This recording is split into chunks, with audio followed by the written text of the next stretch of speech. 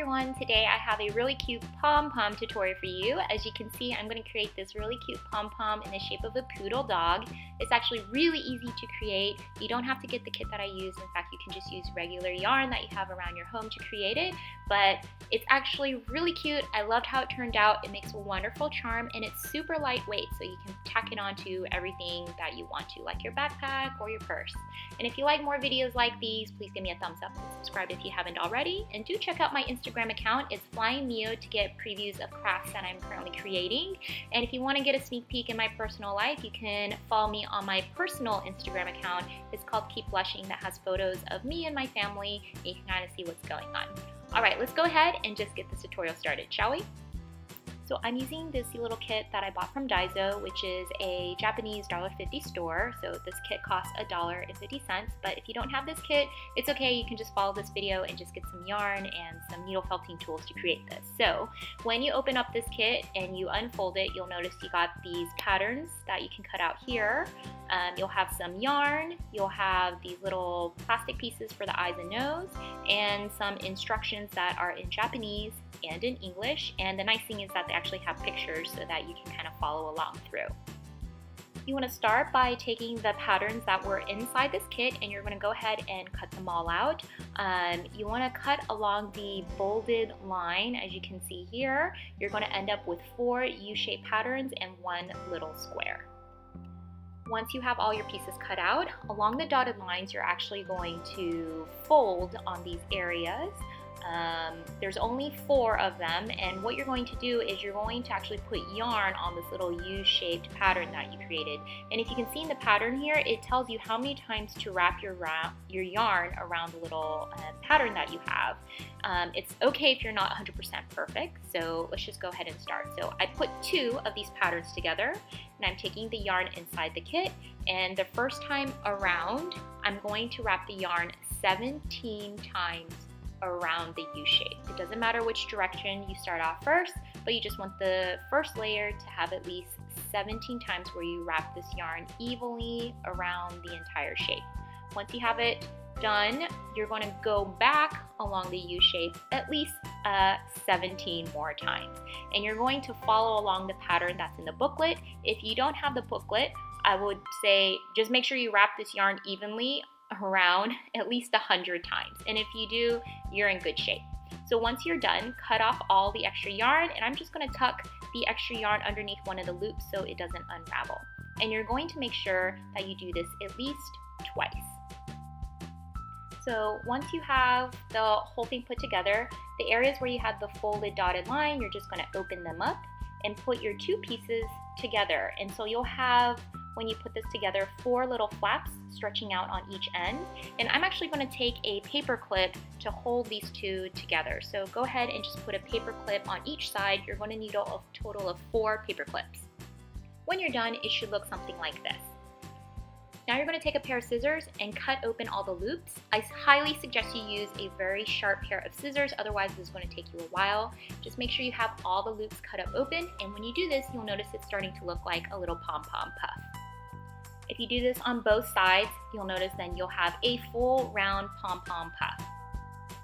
You'll also notice that in between the little puffy areas, there the cardboard meets each other. You're actually going to tie this pom-pom together. So take a piece of yarn, place it in between the cardboard areas, and you're going to tie a knot, and this will keep your pom-pom from unraveling when you remove the paper clips. So make sure you pay extra attention to tie a really good knot here. Now my favorite part of this tutorial is actually shaping the pom-pom. So once you have a little pom-pom and you remove all the cardboard pieces, you're going to take your scissors, and again, having a sharp pair of scissors really help. You're just going to reshape your pom-pom into the shape you want it. I'm going to start by shaping it into a slight oval circle. Not quite a circle, just a little bit elongated on the sides, and just trim off all the extra pieces so everything looks even. As you notice, I left 2 pieces of yarn hanging out really long there. That way you can tie this this into a cute little charm if you want to later. And then now, as you notice in the center of the pom-pom, I'm cutting off some extra yarn to shape the nose of the dog, so it protrudes out a little bit. And just take some time to make sure you trim all the extra pieces so it looks exactly the way you want it. I trimmed a little bit underneath the chin where it's going to be so that the face is really flat, and make sure it protrudes out well. Now you'll need a foam board or a needle felting board. You can buy this at a local craft store, and you'll need a felting needle. And what you're going to do is take a felting needle that has little small hooks along the side, and you're going to press this along the face of where your dog is supposed to be, the face of the dog.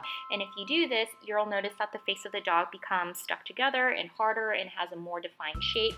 You're just going to move the yarn and just kind of really give the face of the dog more definition.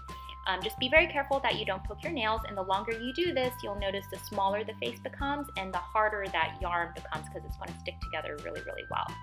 And then you kind of want to pinpoint where the eyes of the dog is going to be, and you're kind of poke there a bit so that you can insert and kind of get an idea where you're going to place the plastic eyes.